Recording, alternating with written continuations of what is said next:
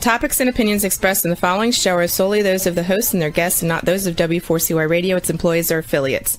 We make no recommendations or endorsements for radio show programs, services, or products mentioned on air or on our web. No liability, explicit or implied, shall be extended to W4CY Radio or its employees or affiliates. Any questions or comments should be directed to those show hosts. Thank you for choosing W4CY Radio.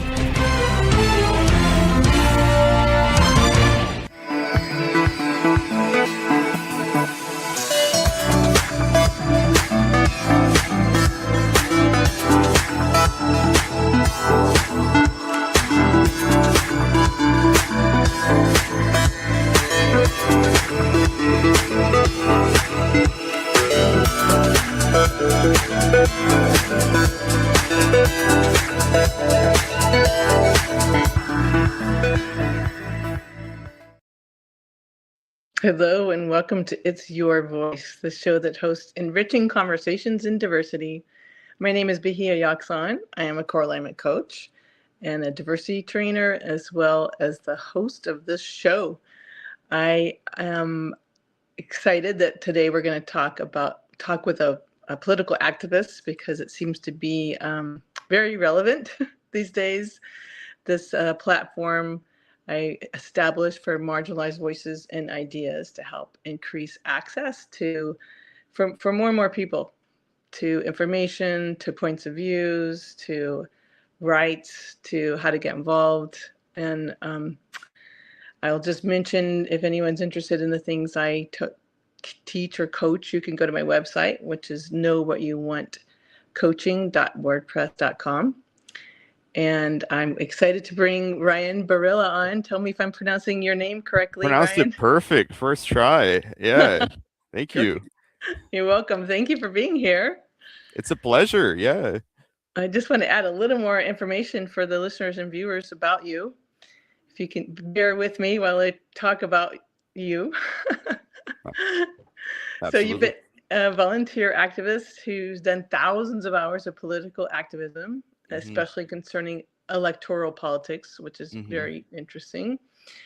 You're particularly passionate about the work you do with Progressive Victory, which I was not familiar with at all until I met you at a candidate's sort of campaign event.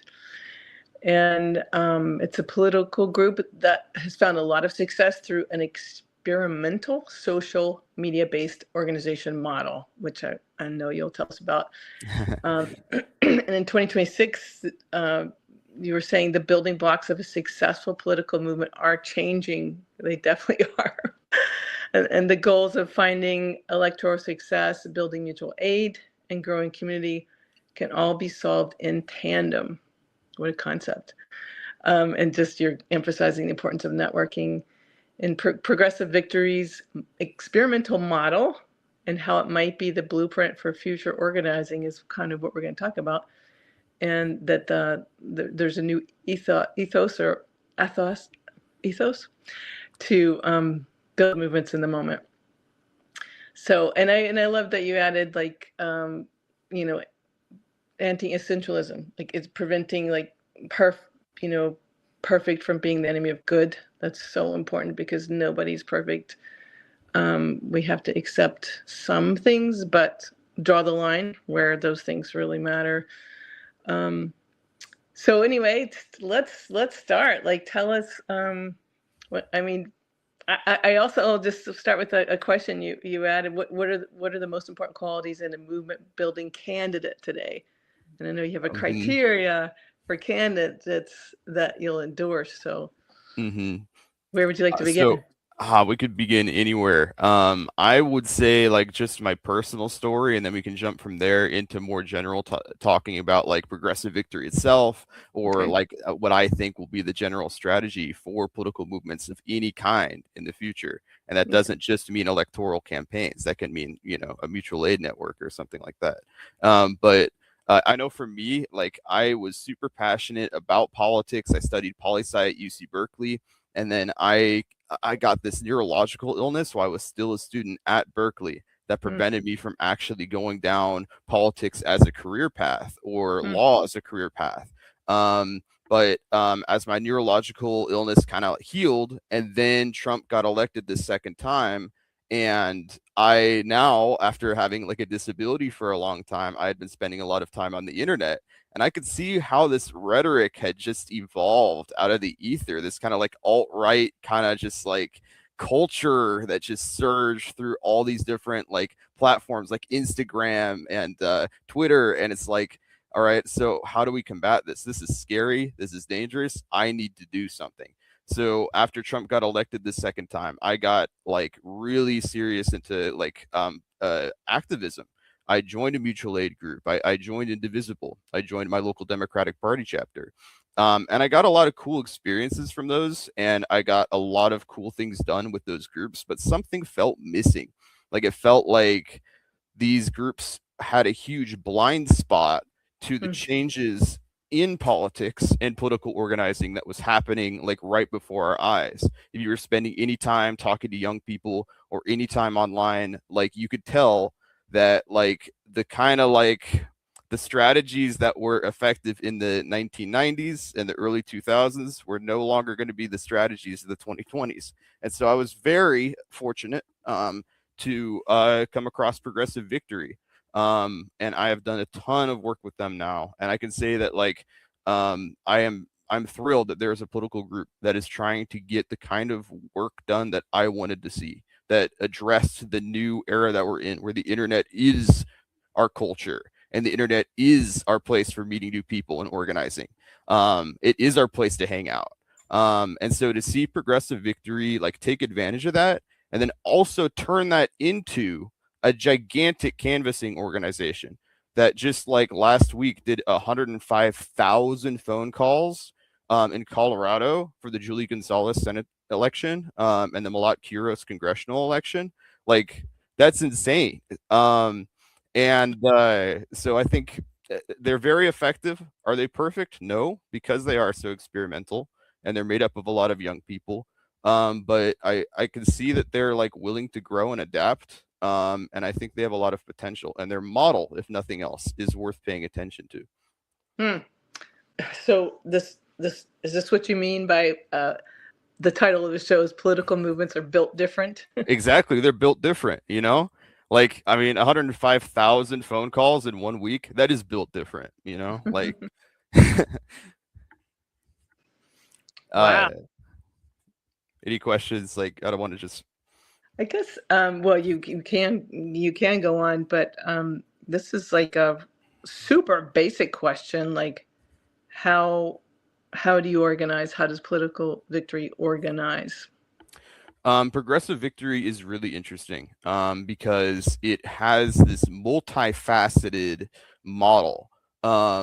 When it was founded out of different like communities of different political influencers and live streamers, and they all kind of came together and formed a Discord. And if listeners aren't familiar, Discord is a program very similar to like Slack, or maybe if you've ever gone like onto the voice chats on Facebook, or there was Skype back when I was, in middle school, high school. Like it's kind of in that same ballpark. It's like if Facebook and Skype had a baby. And so all these different streaming communities hopped onto Discord, which at the time especially was not really used for professional stuff. It was mainly used for like video game or streaming communities, TV shows. And so they kind of like took that model of Discord and was like, hey, this is a great place to hang out with your friends and post funny stuff. And, but it's also really good at communicating with a lot of different people at once. And so Progressive Victory took Discord and its kind of community building apparatus and built a political organizing community around it. A political organizing community that keeps itself motivated through like a combination of those like influencer streamer connections and maintaining a actual community that's fun to be with and does fun things too, not just the political things. And so that kind of like sustains Progressive Victory into a like sustainable organization and movement that gets the kind of like volunteer work that it does. And yeah, on top of that too, like they do they engage in social media a lot. They engage in like new forms of canvassing, like text banking, etc. Although other orgs are doing that, that's not a Progressive Victory exclusive thing. But Progressive Victory too, compared to other more like I guess Discord based organizations, even non-political ones, it's also been moving towards doing like IRL or in real life events too, where like Progressive Victory encourages that its members meet up at a certain spot and just like hang out and play board games, or like hang out and go to the park, see a movie, like, and that also is like really crucial. Again, it's this multifaceted kind of like strategy. In the 2020s, we're like super online, right? Everybody is after the pandemic. And then a lot of people, especially young people, are really lacking in a community or like any kind of like large friend group, you know, a place to just hang out with people. And also they lack a direction. And they don't necessarily trust the kind of direction that might be given to them by like a, you know, super establishment or older like Democrat figure, you know, like they aren't going to be listening to Hakeem Jeffries on how to best organize or how to you know, phone bank or how to etc. That trust has been lost among young people. And so Progressive Victory kind of solves all of those problems: the trust, the community, the communication style, all at once. And it creates this big, robust network that of young people, you know, who are getting a lot done, and it's very cool to see. Wow, young people are getting a lot done in various ways and various venues all across the country. That's So true. are there people who like organize regionally? Like, I mean, fun is very important for sure to keep people motivated, to keep people interested, but also in person is, like you said, so key because there was like we were just stuck, and I'm not sure we've actually recovered from all the isolation during the No. period of COVID, and we kind of I think forgot how to make friends. And it depends. I mean, it really depends. Some people are like right back out there, like, yee hi. But yeah, I mean, it's still really important to break isolation with human in-person contact. Definitely. Yeah. And among like out of all the people that just got right back into the swing of things and are making friends just like they were before the pandemic, there's tons of people that like haven't yet, right? And are still trying to recover. And like there's people who never got that opportunity because they were like in high school during the pandemic, you know? So like yeah, that opportunity to be able to make friends with people who have like-minded interests and a like-minded worldview, like that's like invaluable, you know. And so yes, Progressive Victory does do region events, and it has a dedicated region lead for like all of like the metropolitan areas in the United States. I personally, as of this recording, am the Bay Area region lead for Progressive Victory. Or we've just gotten a new one too since the Bay Area is so big. But like last month, I did a big event in Berkeley at a board games cafe. And you know, politics came up, right? Because like we're all politically motivated people, we're all very, but like for the most part, it was just us like playing Cards Against Humanity, and you know, me losing over and over again. But I mean, uh, uh, it was a good time, and I think that kind of just like having fun with the people that you're organizing with, and not worrying about like what event you're going to do next for, or what canvas, you know, what who your endorsement's going to go to. That's like crucial to avoid burnout, and to make that group of motivated like volunteers stay motivated and stay in tune with what's going on. Well, how do you measure, like when you say young people? I imagine it's not exclusively young people, or correct me if I'm wrong. Like when you say young people, do you mean like certain generation, like other generations are not interested, or other generations are not accessing it because they're not on the same, like they're not on Discord, or they're not looking at social media? No, that's a good question. I think that while like yeah, progressive victory does tend to be majority Zoomer, majority Gen Z, and you know, there are like younger millennials too who are a part. There's occasionally like a few people who are in their like 40s or 50s who are a part. But I would say the key difference in terms of the age isn't actually what year you were born in. It's like how connected are you to the like changes, the rapid changes in culture that are happening online and with majority younger people. A lot of people, even people my age, will just be tuning that out and being like, nah, you know, I'm not going to worry about what's going, you know, the kids these days are silly, you know, Zoomer, that's some Zoomer shit, or like that's some Gen Alpha. And it's like, you can't do that. The minute that you do that, you kind of like you're severing off like a cultural communication with those people, you know, and you're no longer a part of like our cultural trajectory as a society. I think there's some people that do that unintentionally. They aren't like directly trying to just like be dismissive of younger people and what they find funny or what they find concerning, uh, but I think that they happen to kind of become that way by not communicating enough with them, by not knowing the right places to communicate with them, Mm-hmm. and by like again not paying attention. And that's okay. Not everybody can, but progressive victory in particular, and I think a movement like this that uses the internet and influencers and social media like it does, that is going to rely on people who are tuned in to what the younger generations are doing and Hmm. what young people find interesting, concerning, hopeful, etc.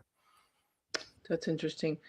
Um, another question I have is when we do talk about, I mean, you did mention that it is important to connect with like-minded people just to kind of validate that your your worldview. You're not alone. You're not the only Right. one.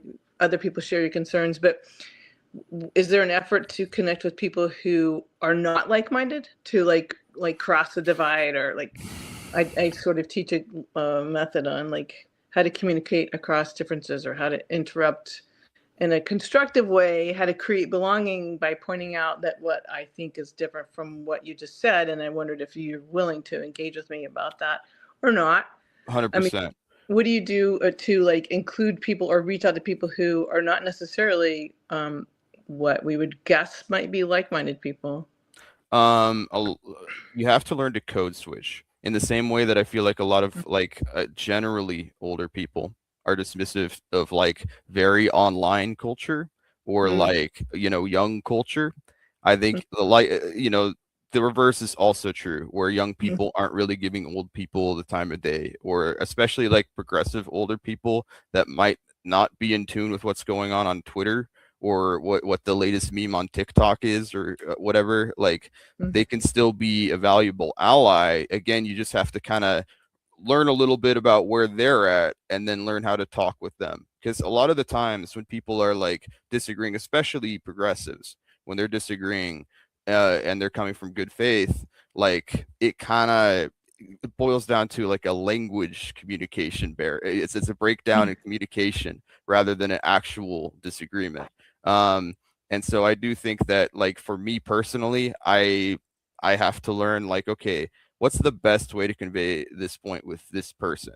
I think that they would agree with it, but like, I don't know, am I talking to this like person who is on Twitter, you know, 7 days a week? Or am I talking to this older organizer and indivisible? You know, maybe they would come to the same conclusion, but they'd go about it with different language. So for me, that's useful. I think I also think that just like getting connected for me personally, I was going to get to this eventually, but I think that like networking is so important for anything that you are trying to do politically. Like it doesn't matter if you are trying to run for office or if you're trying to help somebody run for office, if you're trying to set up a food bank, organize a protest, doesn't matter. Whatever you're doing, like the more people that you know, especially like trusted people, the better. Those are different options. Like, because eventually you're gonna arrive at like something that you can't do. Maybe you don't have the money, you don't have the experience, you don't have the, Mm-hmm. you know. And so having all those different options to pull from, being like, hey, I know it's been a while, but I really need help setting up this at this, or like that is like the bread and butter of getting anything done in politics. And so if you're interested in doing anything relating to politics, I would recommend that you try to expand your network. And you aren't going to be able to do it everywhere. All right. I'm a flawed person. The person listening to this, is probably not, perfect or doesn't get along with absolutely everybody. So like, and not every organization out there is perfect either. So if you reach out to an organization and you're like, I can't work with them, this is like, yeah, they're driving me crazy. That's valid. But barring that, try your best to make connections. And by doing that, you'll meet lots of different people from lots of different backgrounds, and you'll get better at talking with people from those backgrounds. I think Progressive Victory does a really good job at networking a key demographic that gets overlooked, which is like young people who are very online. And these people are very important because they are like young voters who will be voting for the next 70 years. And then they also are like shaping the language of how politics is being discussed and like modern day political movements. And so I like that Progressive Victory makes those people the core, that demographic, the core of their movement. This being said, Progressive Victory does not get along with everybody, almost famously so. I think it gets along with a lot of people who get overlooked, but it doesn't necessarily jive with some other parts of the left that don't have their ethos. Progressive Victory is able to do what it does because it has a very unique ethos of like not letting perfect be the enemy of good and being very pragmatic and being kind of down to earth, and not necessarily like hyper judging everything a person says. Actions speak louder than words. And a lot of the times, a lot of progressive movements can kind of get that way. I have personal experience multiple times of like, a progressive group not liking me because I was, I don't know, I didn't match their aesthetic, or I maybe made one mistake one time and that was it. I was the enemy to the working class, or I was an enemy to, marginalized people. And it's like, okay, like we need to be forgiving. We need to be, pragmatic. And that's how Progressive Victory is able to get a broad coalition of those, very online young people and able to have them do such a diversity of things. If we had that mentality of like, no, we have to be super uber perfect all the time, then we wouldn't be able to do like massive phone banking operations and in-person meetups and like a engaging online community and like interactions with politicians and influencers online that are entertaining. That just would not be possible without that ethos. And that's Progressive Victory's red line. Is like, those people who are very puritanical or are very essentialist with their ideas about like what progressivism looks like or what a progressive activist looks like that's not going to be somebody Progressive Victory is able to reach out to. But I think that Progressive Victory is open to working with people who might not fit that young, super duper online demographic if they're willing to adopt the pragmatic, non-essentialist ethos that allows like a lot of people to come together and focus on what's important and not get caught in the weeds of, little infractions or imperfections. Yeah, that makes sense. I mean, when I think about,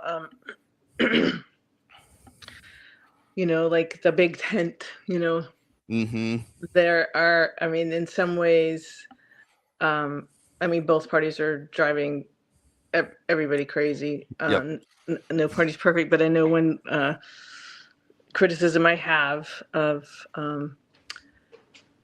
it's kind of similar. Like we could get so much more done when we just. I'm not trying to like minimize what you just said, but like just find common ground and overlook what is not critical to like the core values to helping like helping people, again, some of my beliefs, like have access to healthcare, have access to food stamps, things that are, have access to voting rights, And it's interesting because I keep wanting to use the word essential in a way that I think is different from what you're saying. Like when you say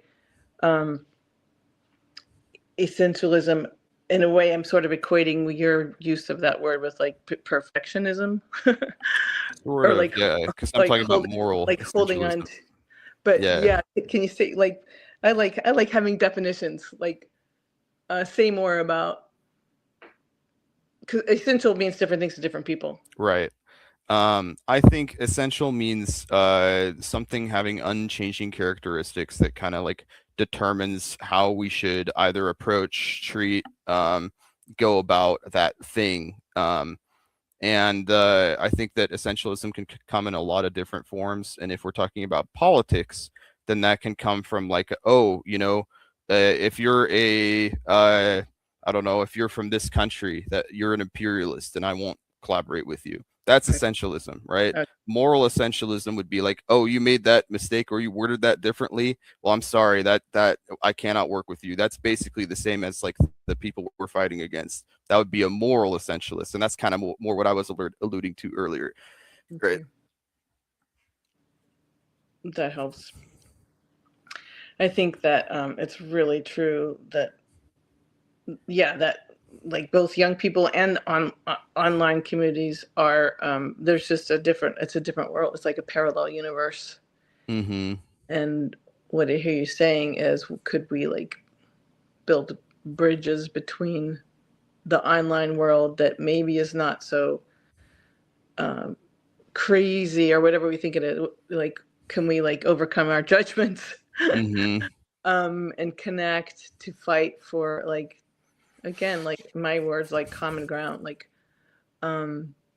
get really clear and get supportive and quit allowing others to divide us, because when we are divided, we're conquered. Mm-hmm. I think the problem is when we divide ourselves. If Yeah. like there are people who we're trying to organize with that have too strict of red lines, that's when like we can't actually form coalitions that are like, I don't know, effective or long lasting. Yeah. Because like if one person will refuse to work with somebody on the basis of them supporting one candidate over another, or will refuse to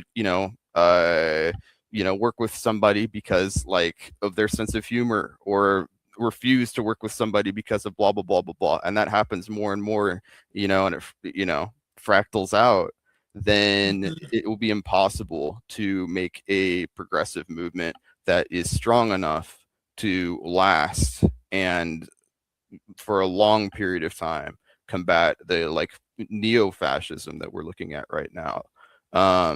Like we have to have a robust, like, and what you're saying, like we have to be able to put aside our differences and work together. We aren't ever going to agree on everything, but we have to have the mentality of like wanting to compromise, be pragmatic, Mm-hmm. and not get hung up on the little details or little mistakes that we don't 100% agree with. Mm-hmm.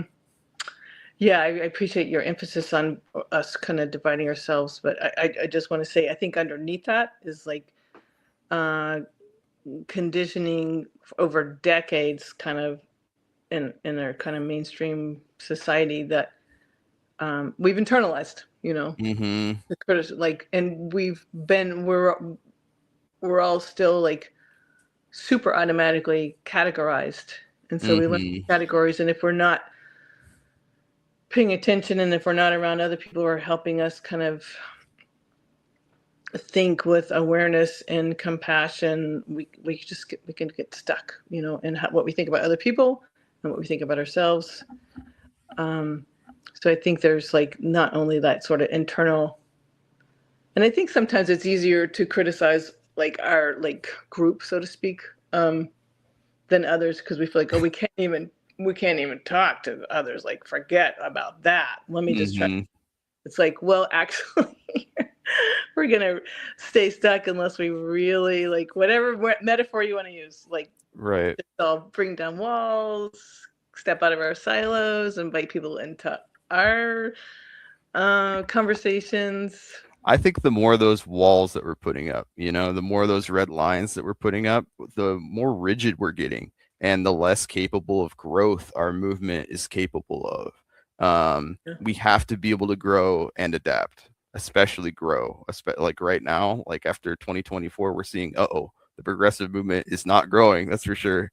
And so I think as progressives, we have to have that growth mindset, and that requires a new form of thinking that is not that less essentialist form of thinking that is not super prevalent yet on the left. And I would love to be able to see more progressives think more pragmatically. I think it's happening. I think that like that momentum is there, but I want to see more of it. And I want to see less gatekeeping. I want to see less, kind of in-group bullying, purity testing, and more pragmatism. Pragmatism, yeah, practicalism. What, now let me hear your definition of progressive, because again, I mean, let me just preface it by saying it's so interesting because like years ago, like let's say Bernie Sanders was like saying radical, so-called oh, what a radical what do you mean universal health care? Like, and now thank God it's more like, oh my God, this is terrible when people don't have health care. And in fact, currently at the moment, more and more people are actually losing access to health care. And so I think more and more of the population is appreciating, like, oh my God, that so makes sense. And what happens if my family doesn't have it, or my neighbor's family, or, so anyway, I just feel like, that it's becoming, I think, more clear because of all the people I interview and all the books I'm reading and all the conversation I'm having. It feels like it's becoming more clear that what's labeled as, radical is actually very pragmatic, makes sense. And being inclusive isn't like a left or right thing. It just means literally including people. It's not a partisan position. Right. It's like, should I have food, but you not have food? No, that's no. We should both have access to food, and our family should have access to healthcare. So I think the same thing still today. I think progressive right now means radical to parts of the world. And so how would you like listeners and viewers to think about, like, what do you think progressive means, and how would, just give us your definition and say what you want to say about it. I think that progressive, when I say the word, right, and what's, with all political terminology, but especially for some reason, political terminology associated with the left, a lot of people use terms in a lot of different ways in different contexts, and it's very confusing. When I think progressive, I mainly am using it to kind of contrast against like the, conservative, and I guess now neo-fascist movement that wants to like bring us back to an imagined past, or like, not really maintain rigid societal structures, especially like hierarchies. And I would say more like centrists and moderates that kind of just want to like keep things the way they are, or like go la la la la la, I'm not paying attention to what's happening in the world, and then like just magically, will back the Bill Clinton presidency, and I don't know, like, if either of those I align with. So I say progressive, because to me, I'm looking forward. I'm looking to like improve the world, whether that be through the sciences, through like equality, through better quality of life, art, like there's tons of different ways in which we can see society change for the better. And I feel like a lot of the political movements that are opposed to progressives, or people who call themselves progressives, don't really want to see that improvement. But that's not necessarily like the only definition of progressivism that's valid. Well, I appreciate it. I think also, like, when you think about the root word, it's like making progress. Right. Like I remember being like so surprised when I started getting involved politically, like in high school and college, that the idea of making progress was threatening. Like, wait a second, what does it mean? Wait, what's your definition? Like how do people not want things to get better? Like similar to you, like I equate it with like, I before he was a senator, I was involved with the campaign, the senatorial campaign for Al Gore Mm-hmm. in Tennessee, Nice. where I went to college, and that's where I learned about climate concerns, and people thought that he was crazy. Some people. Mm-hmm. We didn't, and and I sometimes think, wow, what if Al Gore had won the presidential election? Mm-hmm. How would the climate, would we have a much better situation than we do now regarding climate health? But anyway, I'll keep that in mind if I find a time machine. We'll try to. Yeah. Yeah. Yeah, no, it's not really useful to like dwell on what could have happened, because I want to make progress. And if you think about like I know more and more people are maybe possibly actually hopefully looking at the Constitution again, since I think what you're calling neo-Nazi, tell me if I'm wrong, is we're talking like the current administration is trying to take us backwards, which to me is the opposite of progress. Right.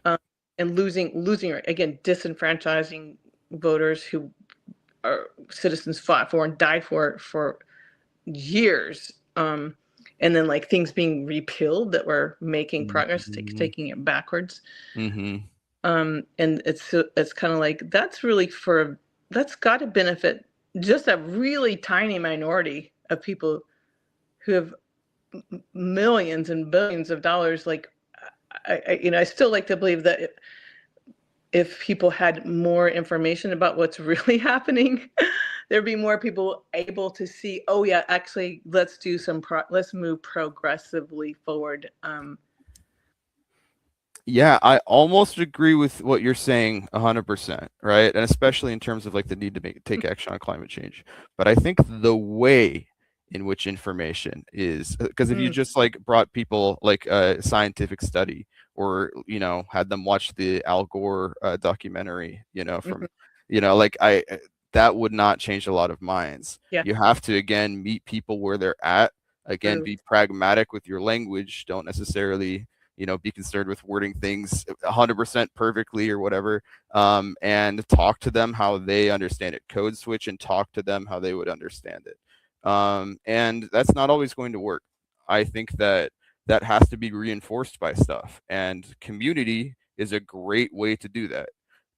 So if you back up like authentic communication, or communication that at least speaks to people in the way that they talk, and back that up with a robust community, and fun, and a vision for the future, then I think people's minds would be changed. But you need that other stuff too, not just the facts. Yeah, absolutely, or we would not be where we are. Because like, yeah, an inconvenient truth definitely did not sweep across the masses to, I still see conservatives making fun of it online, and it's like, you got to be kidding me. It's 2026. Like, yeah, that was way back. Yeah, that's really true. And I know sometimes like, just because I love studying American history, and I love looking at, I still don't want to stop believing that fundamentally there are people who want to keep making, I don't know why it says more perfect union. I don't believe in perfection, but like a better union. Sometimes I hear myself talking about like probably language that need to code switch. Maybe it's not necessarily building community. Like, what about like the principles that this, very flawed country who's nearly committed, genocide of so many different indigenous tribes and nations here, so many flaws and so many harms that I don't even need to list, that listeners are aware of. But we got to keep moving forward. But like, tell me more. Like, what's the language? How could I use the podcast platform to, or extend it more into other areas? I think that like it depends on where you want to extend it, right? If you want to extend it into the kind of political streaming, universe that Progressive Victory kind of draws upon, then I would recommend paying attention to the tone in which they talk about politics. I think tone is one of the biggest dividers in between like that kind of tuned in, quote unquote, younger, very online crowd. That is again defining a lot of our politics, unfortunately. Sometimes, well, like I would say, fortunately, in terms of the progressives, but I'm seeing right wingers who are also in that sphere, also like changing the language of our vice president sometimes. I'm like, oh, okay. But if you want to appeal to them and get more involved with them, pay attention to the tone in which even progressives in that sphere are talking about politics and adopt that tone, or adopt, make connections in that sphere already, and then form like a link. Say like, hey, I respect you. You're on my platform. Thank you for coming here. We aren't going to sound the same, right? You don't have to become that, but like form that connection, code switch a little bit, learn to, kind of like, I don't know, like mingle and like have plans together and be like, here's our vision. Here's, what I mean? Have a conversation. I think that would be the best way to make inroads there. Great. I love having different generations on the show, and it's helpful to live in a college town and and meet younger people who do want to use their voices and do take advantage of being here. Mm-hmm. So what about, like, are you connected to, like, we hear about this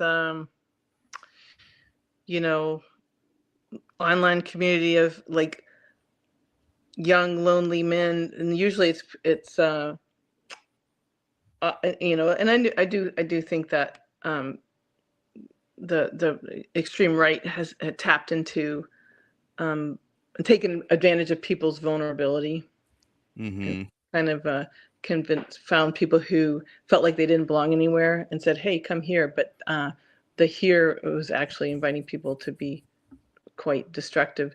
Do you have, again, to make a sweeping generalization, there's a lot of people who are on the right, un-Republican, and rational and more moderate and not MAGA. So I just clearly see there's a continuum on the left as well as on the right. So, but how do you access?